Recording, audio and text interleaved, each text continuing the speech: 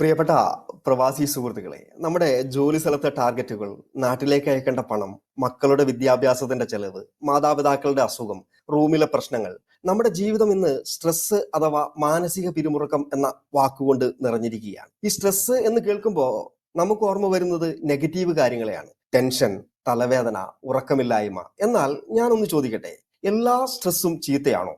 ചെറിയ അളവിൽ സ്ട്രെസ് നമ്മുടെ പ്രകടനം മെച്ചപ്പെടുത്താൻ സഹായിക്കുമെന്ന് പറഞ്ഞാൽ നിങ്ങൾ വിശ്വസിക്കുമോ? ഒരു പരീക്ഷയ്ക്ക് മുമ്പുള്ള ചെറിയ ടെൻഷൻ ഇല്ലായിരുന്നുവെങ്കിൽ നമ്മൾ പഠിക്കുമായിരുന്നു. ഡെഡ് ലൈൻ എന്നൊരു സ്ട്രെസ് ഇല്ലായിരുന്നുവെങ്കിൽ നമ്മൾ ജോലികൾ കൃത്യസമയത്ത് ചെയ്തു തീർക്കുമായിരുന്നു. ഇന്ന് നമ്മുടെ ശരീരത്തിന്റെയും മനസ്സിന്റെയും ഈ അലാറം സിസ്റ്റത്തിനെ കുറിച്ചാണ് നമ്മൾ ചർച്ച ചെയ്യാൻ പോകുന്നത്. ശരിക്കും എന്താണ് ഈ സ്ട്രെസ്? അത് എപ്പോഴാണ് ഒരു സുഹൃത്തും അല്ലെങ്കിൽ ഒരു കൊടും ശത്രുവുമായി മാറുന്നത്?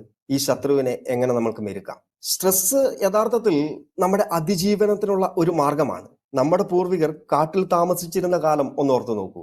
ഒരു സിംഹത്തെയോ പാമ്പിനെയോ പോലുള്ള ഒരു യഥാർത്ഥ ഭീഷണി നേരിടുമ്പോൾ അവരുടെ ശരീരം ഒരു സൂപ്പർ ഹീറോ മോഡിലേക്ക് മാറും. ഇതിനെയാണ് ശാസ്ത്രജ്ഞന്മാർ ഫൈറ്റ് ഓർ ഫ്ലൈറ്റ് എന്ന് വിളിക്കുന്നത്. ഒന്നെങ്കിൽ യുദ്ധം ചെയ്യുക, അല്ലെങ്കിൽ അവിടെ നിന്ന് ഓടി രക്ഷപ്പെടുക. തലച്ചോറ് അപകടം തിരിച്ചറിയുന്ന നിമിഷം അഡ്രിനാൽ, കോർട്ടിസോൾ തുടങ്ങിയ സ്ട്രെസ് ഹോർമോണുകൾ രക്തത്തിലേക്ക് പമ്പ് ചെയ്യുന്നു. എന്തിനാണിത്?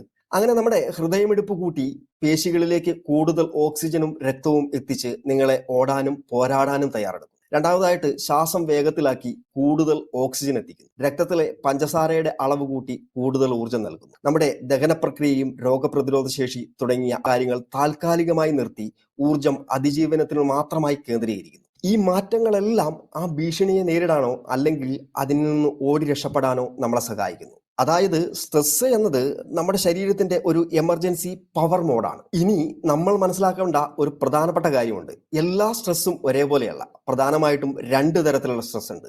ഒന്ന് നല്ല സ്ട്രെസ്സും, രണ്ട് ചീത്ത സ്ട്രെസ്സും. എന്താണ് ഈ നല്ല സ്ട്രെസ്? ഇത് കുറഞ്ഞ കാലത്തേക്കുള്ളതും അത് നമ്മളെ പ്രചോദിപ്പിക്കുന്നതുമായിരിക്കും. അത് നമ്മുടെ കഴിവുകളെയും പ്രകടനത്തെയും മെച്ചപ്പെടുത്താൻ ഈ നല്ല സ്ട്രെസ് സഹായിക്കുന്നു. ഉദാഹരണത്തിന്, ഒരു പുതിയ പ്രൊജക്ട് തുടങ്ങുമ്പോഴുള്ള എക്സൈറ്റ്മെന്റ്, ഒരു ഇന്റർവ്യൂവിന് പോകുമ്പോഴുള്ള ചെറിയ ടെൻഷൻ, നാട്ടിലേക്ക് വർഷങ്ങൾക്ക് ശേഷം പോകുന്നതിന് മുമ്പുള്ള ചെറിയ വെപ്രാളം. ഇതിന്റെ ഫലം എന്താണെന്ന് വെച്ചിട്ടുണ്ടെങ്കിൽ, ഈ സ്ട്രെസ് കഴിഞ്ഞാൽ ശരീരം സാധാരണ രീതിയിലേക്ക് തിരിച്ചു വരും. നമുക്കൊരു സംതൃപ്തിയും ആത്മവിശ്വാസവും തോന്നുകയും ചെയ്യും. രണ്ടാമതായിട്ടുള്ള ചീത്ത സ്ട്രെസ്. ഇത് ദീർഘകാലം നിലനിൽക്കുന്നതും നമ്മുടെ നിയന്ത്രണത്തിന് അപ്പുറത്താണെന്ന് തോന്നുന്നതുമാണ്. ഇത് നമ്മളെ തളർത്തുകയും നിരാശപ്പെടുത്തുകയും ചെയ്യുന്നു. ഉദാഹരണത്തിന്, ജോലി നഷ്ടപ്പെടുമോ എന്നുള്ള നിരന്തര ഭയം, വിസയുടെ അനിശ്ചിതാവസ്ഥ, നാട്ടിലെ കടബാധ്യതകൾ, കുടുംബ ബന്ധങ്ങളിലെ പ്രശ്നങ്ങൾ, നമ്മുടെ ഒറ്റപ്പെടലും ഏകാന്തതയും. നല്ല സ്ട്രെസ് ജിമ്മിൽ വർക്കൗട്ട് ചെയ്യുന്നത് പോലെയാണ്. അത് നിങ്ങളെ ശക്തനാക്കും. എന്നാൽ ചീത്ത സ്ട്രെസ് ഒരു മാറാരോഗം പോലെയാണ്.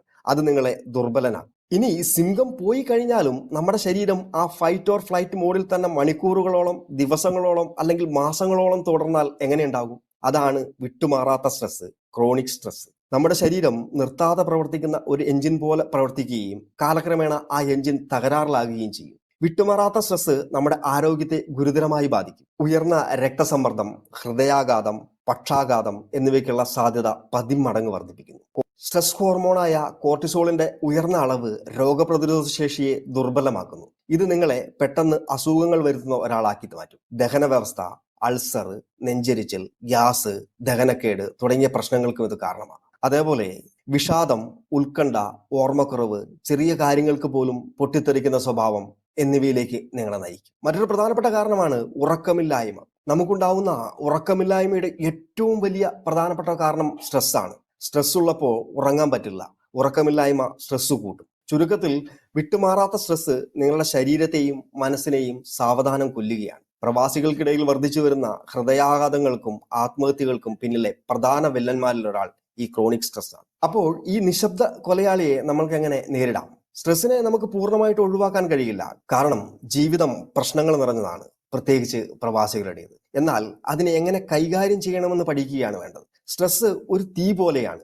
നിയന്ത്രണത്തിലാണെങ്കിൽ അത് നമുക്ക് വെളിച്ചവും ചൂടും തരും. എന്നാൽ നിയന്ത്രണം വിട്ടാൽ അത് നമ്മളെ കത്തിച്ചു കളയും. സ്ട്രെസ് കൈകാര്യം ചെയ്യാനുള്ള ചില പ്രായോഗിക വഴികൾ ഇതാണ്. ഒന്ന്, സ്ട്രെസ്സിന്റെ ഉറവിടം കണ്ടെത്തുക. നിങ്ങൾക്ക് സ്ട്രെസ് നൽകുന്ന കാര്യങ്ങൾ എന്തൊക്കെയാണെന്ന് ഒരു ഡയറിയിൽ എഴുതുക. അത് നിങ്ങളുടെ ബോസാകാം, സാമ്പത്തിക പ്രശ്നമാകാം, റൂമിലെ സാഹചര്യങ്ങളാകാം, ഏതുമായിക്കോട്ടെ. പ്രശ്നം എന്താണെന്ന് തിരിച്ചറിഞ്ഞാൽ മാത്രമേ പ്രശ്നത്തിന് പരിഹാരം കണ്ടെത്താൻ കഴിയൂ. രണ്ടാമത്തെ വഴി, ഈ 4 കാര്യങ്ങൾ നിങ്ങളുടെ ജീവിതത്തിൽ പ്രായോഗികമാക്കുക.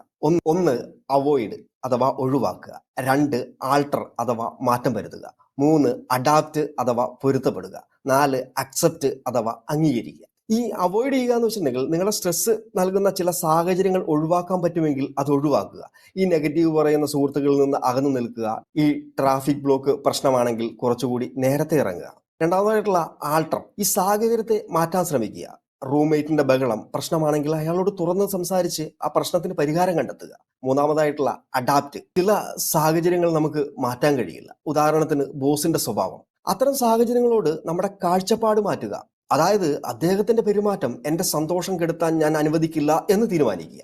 നാലാമതായിട്ടുള്ള അക്സെപ്റ്റ്, നമ്മുടെ നിയന്ത്രണത്തിലല്ലാത്ത പല കാര്യങ്ങളും ഉണ്ടാവും. നാട്ടിലെ രാഷ്ട്രീയ പ്രശ്നങ്ങൾ അല്ലെങ്കിൽ അസുഖം, ഇതിനെയൊക്കെ അംഗീകരിക്കാൻ പഠിക്കുക എന്നുള്ളതാണ്. അതിനെതിരെ വെറുതെ പോരാടി നമ്മുടെ ഊർജം കളയാതിരിക്കുക. മൂന്നാമത്തെ വഴിയാണ് ശാരീരിക പരിഹാരങ്ങൾ. ഇതിൽ ഏറ്റവും പ്രധാനപ്പെട്ടതാണ് വ്യായാമം ചെയ്യുക എന്നുള്ളത്. സ്ട്രെസ് കുറയ്ക്കാനുള്ള ഏറ്റവും നല്ല മരുന്നാണ് വ്യായാമം. നടക്കുക, ഓടുക, അല്ലെങ്കിൽ റൂമിൽ വെച്ച് ചെയ്യാവുന്ന വ്യായാമങ്ങൾ ചെയ്യുക. ഇത് നിങ്ങളുടെ സ്ട്രെസ് ഹോർമോണുകളെ കുറയ്ക്കും, സന്തോഷം നൽകുന്ന ഹോർമോണുകൾ ഉണ്ടാക്കുകയും ചെയ്യും. അതേപോലെയാണ് നല്ല ഉറക്കം. ദിവസവും ഒരു 7-8 മണിക്കൂർ ഉറങ്ങാൻ ശ്രമിക്കുക. ഉറങ്ങുന്നതിന് മുമ്പ് നിങ്ങളുടെ മൊബൈൽ ഫോൺ മാറ്റിവെക്കുക. അതേപോലെ ആരോഗ്യപരമായിട്ടുള്ള ഭക്ഷണം കഴിക്കുക. പഞ്ചസാര, എണ്ണയിൽ വറുത്ത ഭക്ഷണങ്ങൾ എന്നിവ പരമാവധി കുറയ്ക്കുക. പഴങ്ങളും പച്ചക്കറികളും ധാരാളമായി കഴിക്കുക. നാലാമതായിട്ടുള്ളതാണ് മാനസിക പരിഹാരങ്ങൾ. മെഡിറ്റേഷൻ അല്ലെങ്കിൽ ബ്രീത്തിങ് എക്സസൈസ്, ഇത് ദിവസവും ചെയ്യുക. ദിവസവും ഒരു 10 മിനിറ്റ് കണ്ണടച്ചിരുന്ന് ശാന്തമായി നിങ്ങളുടെ ശ്വാസത്തിൽ മാത്രം ശ്രദ്ധിക്കുക. ഇത് നിങ്ങളുടെ മനസ്സിനെ ശാന്തമാക്കാൻ സഹായിക്കും. പിന്നീടുള്ളതാണ് ഇഷ്ടമുള്ള കാര്യങ്ങൾക്കായി സമയം കണ്ടെത്തുക എന്നുള്ളത്. പാട്ട് കേൾക്കുക, പുസ്തകം വായിക്കുക, കൂട്ടുകാരുമായിട്ട് സംസാരിക്കുക, അല്ലെങ്കിൽ നിങ്ങൾക്ക് സന്തോഷം നൽകുന്നത് എന്തുമാകട്ടെ, അതിനായി ദിവസവും ഒരല്പസമയം മാറ്റിവെക്കുക. പിന്നെയുള്ളതാണ് സംസാരിക്കുക എന്നുള്ളത്. നിങ്ങളുടെ വിഷമങ്ങൾ വിശ്വസ്തരായ ഒരു സുഹൃത്തിനോടോ പങ്കാളിയോടോ അല്ലെങ്കിൽ കുടുംബാംഗങ്ങളോടോ തുറന്ന് സംസാരിക്കുക. മനസ്സിൽ വെച്ചുകൊണ്ടിരിക്കുന്നത് സ്ട്രെസ് കൂടത്തേ ഉള്ളൂ. സുഹൃത്തുക്കളെ, നമുക്ക് എല്ലാവർക്കും അറിയാം, ഈ പ്രവാസ ജീവിതം വളരെയധികം സ്ട്രെസ് നിറഞ്ഞതാണ്. പക്ഷേ ആ സ്ട്രെസ് നിങ്ങളുടെ ജീവിതത്തെ നിയന്ത്രിക്കാൻ അനുവദിക്കരുത്. നിങ്ങളുടെ സന്തോഷത്തിന്റെയും ആരോഗ്യത്തിന്റെയും കടിഞ്ഞാൺ നിങ്ങളുടെ കയ്യിലാണ്.